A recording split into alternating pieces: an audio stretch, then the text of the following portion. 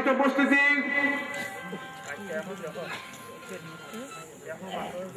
আমাদের মাহফিলে উপস্থিত হয়ে পড়েছেন আন্তর্জাতিক খ্যাতি সম্পন্ন মুফাসসির কোরআন, বিশিষ্ট আলেম দ্বীন হযরতুল আল্লামা নিসার আহমদ সাহেব তাজপুরি।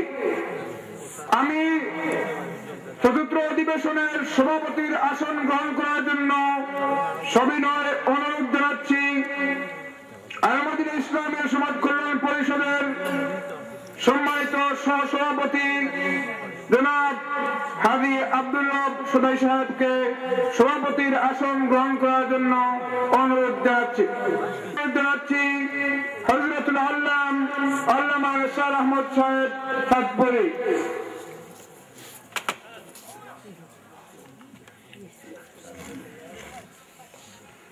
এ পর্যায়ে নাতে রাসূল সাল্লাল্লাহু আলাইহি ওয়াসাল্লাম পরিবেশন করবেন হাফিজ আবু তালহা।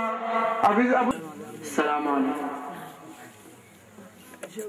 যাদের প্রচেষ্টার আজকের মহাসম্মেলন সফল হোক আজকের ওই দুয়ার আয়োজন, যাদের প্রচেষ্টার আজকের মহাসম্মেলন সফল হোক তাদের এই দুয়ার আয়োজন।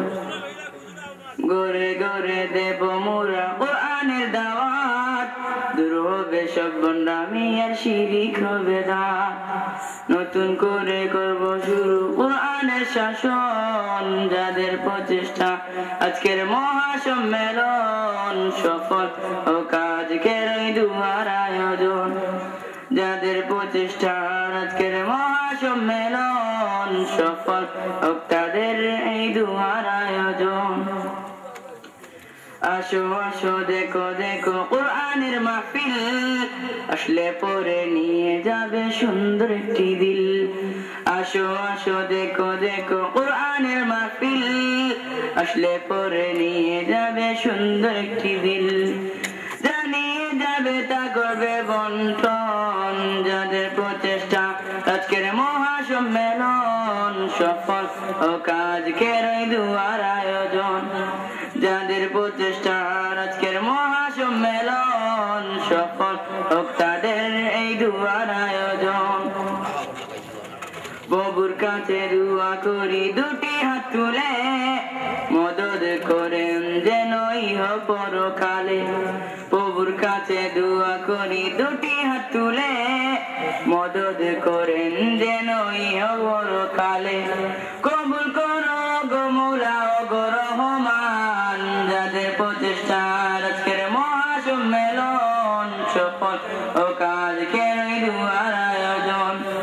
যাদের প্রচেষ্টার আজকের মহাসম্মেলন সফল হোক আজকের ওই দুয়ার আয়োজন। মোহাম্মদ আবু তালহাকে সম্মানিত উপস্থিতি, পর্যায়ে মহাগ্রন্থ আল কোরআন থেকে তাফসীর পেশ করবেন বিশিষ্ট ইসলামী চিন্তাবিদ হযরত মাওলানা নিসার আহমদ সাহেব তাজপুরি। মুহতারাম মুফাসসির সাহেবের আলোচ্য বিষয় হচ্ছে মাতা পিতা ও শিক্ষকের মর্যাদা, সূরা বনী ইসরাঈল আয়াত নং 22 থেকে 24 পর্যন্ত। আমি মুহতারামকে উনার নির্ধারিত বিষয়ের উপর তাফসীর পেশ করার জন্য আহ্বান জানাচ্ছি। রাহমাতুল্লাহি ওয়া বারাকাতুহু ওয়া মাগফিরাতুহু।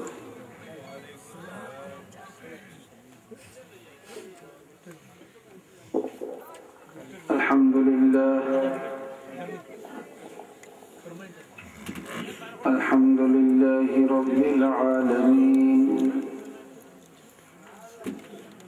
ওয়াল আকিবাতু লিল মুত্তাকিন والصلاة والسلام على أشرف الأنبياء والمرسلين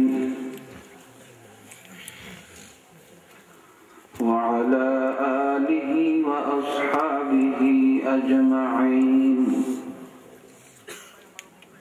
أما بعد، فأعوذ بالله من الشيطان الرجيم. بسم الله الرحمن الرحيم وقضى ربك ألا تعبدوا إلا إياه وبالوالدين إحسانا إما يبلغن عندك الكبر أحدهما أو كلاهما فلا تقل لهما أف ولا تنهرهما وقل لهما قولا كريما صدق الله العظيم وصدق